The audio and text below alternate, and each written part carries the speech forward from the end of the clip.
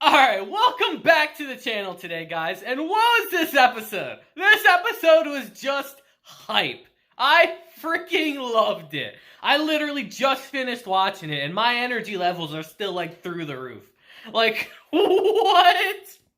I absolutely love how this series can just go from super goofy, over-the-topness to just hype.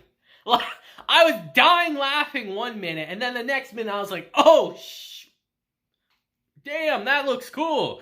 I really love this series. And you know something funny? I'm going to read the light novel at this point. I've decided. I'm going to do it. The funny thing is, I really almost bought the first volume of it last night. I really did. I sat there and thought about it for a while. Should I do this now? Should I wait till the show's done? I don't know. But I'm doing it. I'm buying it. This show is just too fun. I have too much of a good time with this series not to. Who'd have thought? Who'd have thought out of all the shows I'd be doing this season, I have the most fun with the Eminence in Shadow. But it's just a good time, and that's what I had today. So strap in, guys. We're going to talk about the Eminence in Shadow, episode 11 today, and hopefully y'all have a good time as well. So our episode today begins with a little bit of dialogue from Cid and a little bit of fan service for the ladies today. We gotta balance it out from all the booba from last week. As Cid says, I'm not picky about a lot of things. Most things I really just don't care about. Yo, same. But I do have preferences. I like what I like and I don't like what I don't like. I classify those things as insignificant things I like and insignificant things I don't like. One of the things I do like is hot springs. As we see our boy Cid in a hot spring, relaxing, giving the females a little bit of fan service, as he sits down, and Alexia's right next to him.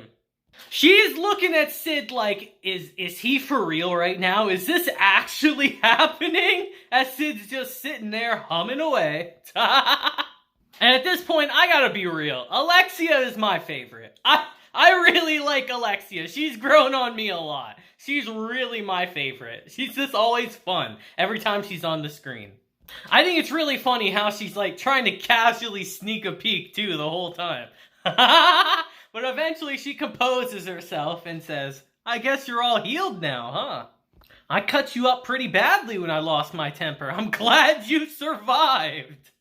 I kind of love Cid's little snide comment too, damn, is that how a killing machine gives compliments? As Cid asks her, so what brings you to Lindworm? And she says, the Goddess Festival, of course. And then she asks him the same thing, and he says, oh, a friend invited me, said there was a really fun event going on. I think the event is probably this Goddess's Trial thing, but what exactly do people do there? And it's here we start learning a little bit about the Goddess's Trial. As Alexia says, the Goddess's Trial is an annual event held on the one day of the year when the door of the sanctuary is opened. It's a fighting ritual. Ancient warriors awaken and come out of the sanctuary to compete against challengers. As she adds on, if you're hoping to participate, it's too late. You have to apply in advance. The ancient warriors only answer the call of challengers they deem worthy. Hundreds of hopefuls try their luck every year, but only about 10 actually get to battle. That's tough. But a few years ago, the wandering swordsman Venom made waves by summoning the hero Olivier. As she adds on, in case you were wondering, I won't be fighting. I have more important things to do. And our boy Cid could not care less about what she's saying right now. As she adds on, they haven't made this information public yet. But the Archbishop of the cathedral here has been murdered. I was supposed to be here to audit him. Oh, but I can't say any more to an outsider like you. As she says, if you want to know more, you might have to join the Crimson Knights. Hint, hint, hint, hint. Which Cid just absolutely refuses immediately. As she just keeps pressuring him, saying, I'll even fill out the application for you. Yo, please do it. And he keeps saying no. But it's here we transition to a little bit more of a savory topic. As she says, I had assumed you would ogle me like you were trying to eat me with your eyes. But I see I was wrong. As we get a little female service, as Cid says, I make it a point not to look at people much while at a hot spring. It keeps us all more comfortable while we're bathing. So might I ask you to stop glancing over at my Excalibur? She just laughs at him and says, "You call that Excalibur? I think the word you're looking for is worm." But our boy Cid, like the Giga Chad he is, tells her, "You mustn't judge a book by its cover." As this man gets up on full display and says, "You may come to find out that what you thought was a worm was merely still contained in its sheath." As he freaking whips himself with the towel and says, "When a holy sword is removed from its sheath, its sparkling blade is set free, and it sets off on a quest for the Garden of Chaos." And as Cid leaves, Alexia is just dumbfounded, like, holy shit, did that just happen? As she literally tries to do the same thing that Cid just did. And damn, I thought the fan service was last week, guys. But it's here we transition to the goddess's trial, and you can tell right away that this is a grandiose event. They put a lot of effort into it each time they do it. As you can see, everyone's happy and smiling, and there's a ton of people gathered. But as we transition to Alexia, she's not feeling the same way. As she says, "I don't like it." Acting Archbishop Jack Nelson, which, I don't know about you guys, I definitely wouldn't want to go to a fantasy world and meet someone named Jack Nelson. What an American-ass name. You might want to mourn at least a little. But it's here we transition to a flashback as we see Alexia in the church and we hear her say, "You're canceling the audit. How can you do that?" And he tells her, "How can I not? The royal family sent you here to investigate His Grace the Archbishop. But as you see, he has met with grave misfortune. We in the church must find this vile fiend who committed this heinous act and apprehend them without delay. And if we are to ensure that the goddess's trial is carried out successfully, then I have no time to indulge your hobbies." Excuse me. "I ask that you please leave church matters to the church, as you always have. So you, Princess Alexia, may just sit back and enjoy the goddess's trial." Basically just dismissing her. Clearly trying to avoid this audit. And Alexia realizes what they're doing as she says, "I need to get back to the royal capital and convince my father to give his authorization again so we can get the knights to come do the audit. But obviously all of the important evidence will be disposed of while I'm gone."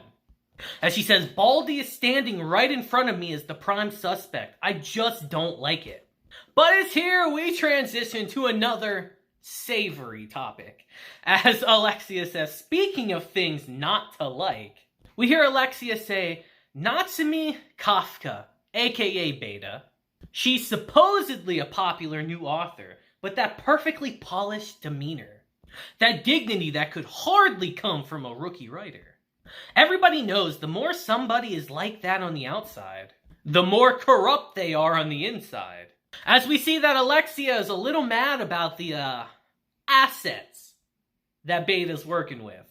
And honestly speaking, I don't even think Alexia's that bad either, so I don't know what she's jealous about personally, but whatever. And it's here that Beta just gives Alexia a snobbish look, and Alexia's like, "Oh shit, she caught me." As Beta says, "I don't like it. Alexia Midgar. This woman is not worthy of the Chronicles of Lord Shadow, the complete edition.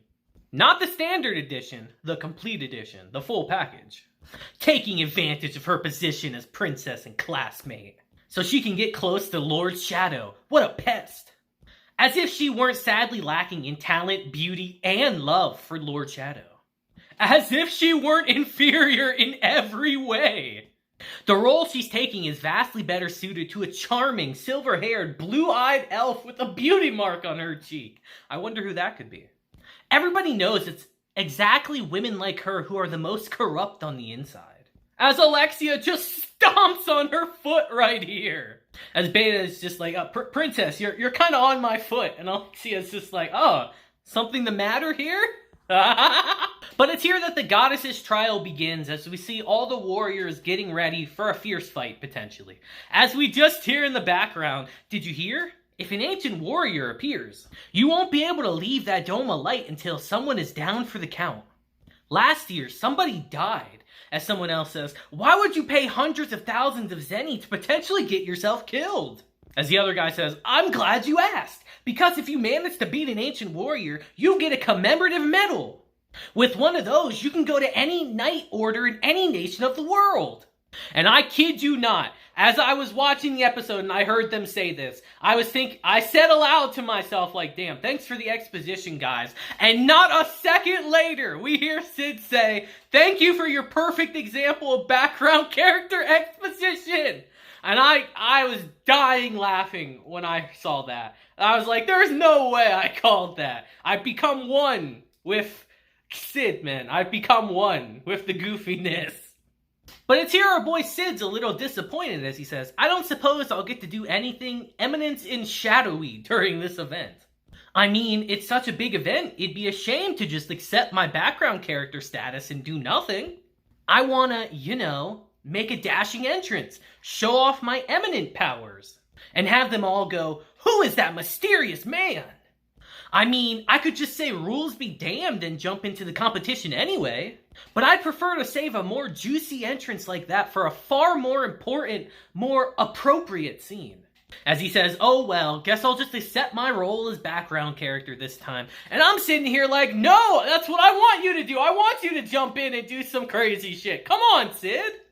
But it's here we transition a bit to around town as we see that all the shadows are going around, going in, getting their mission done. In secret, of course, and let's face it, they do so much more work than Cid, it's kind of wild. Alpha's basically the shadow leader of the shadows. Let's be real.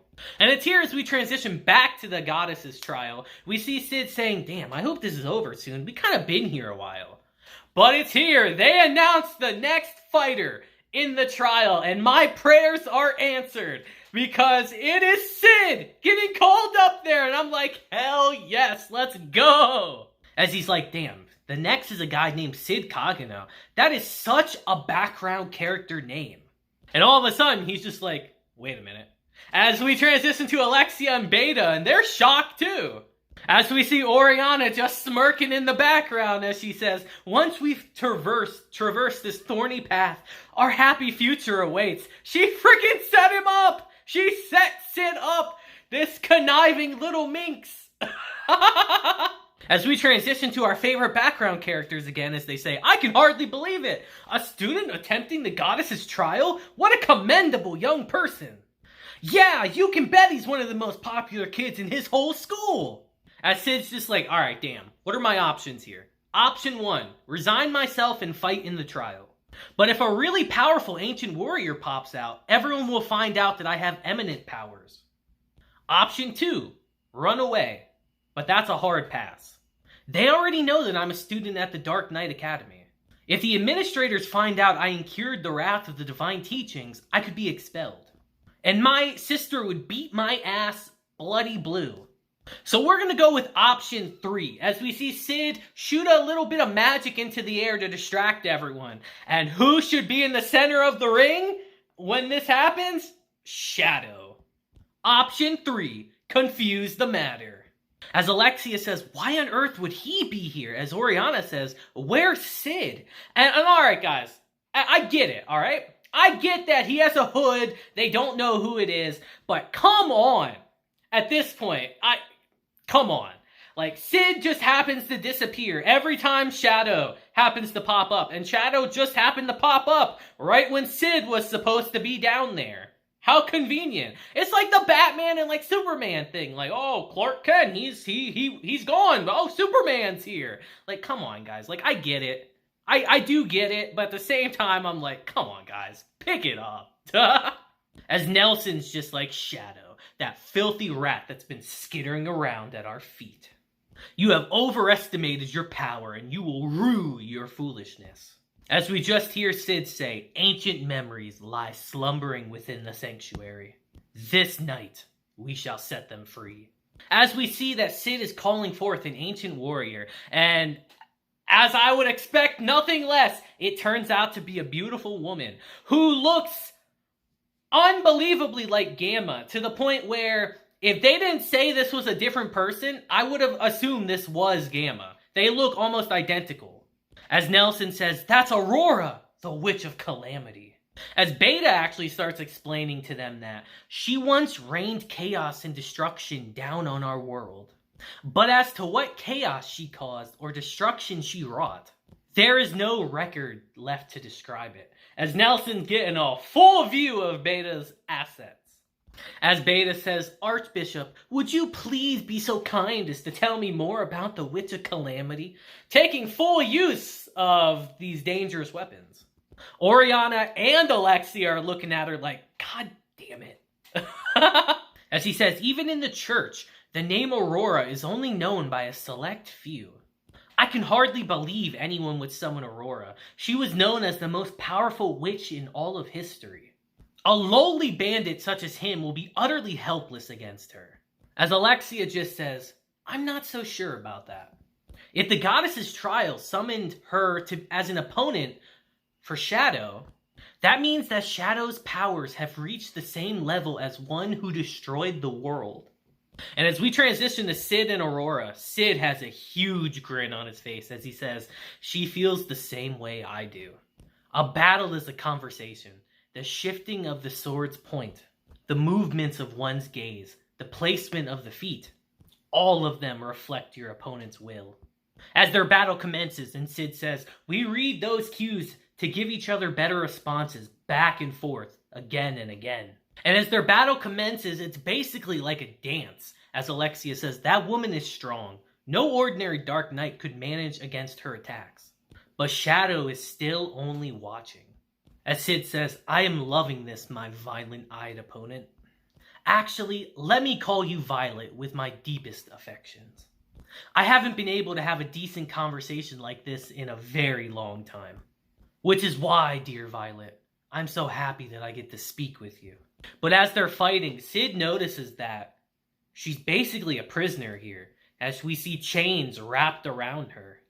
As he gets in close, cuts all her attacks, and cuts her down.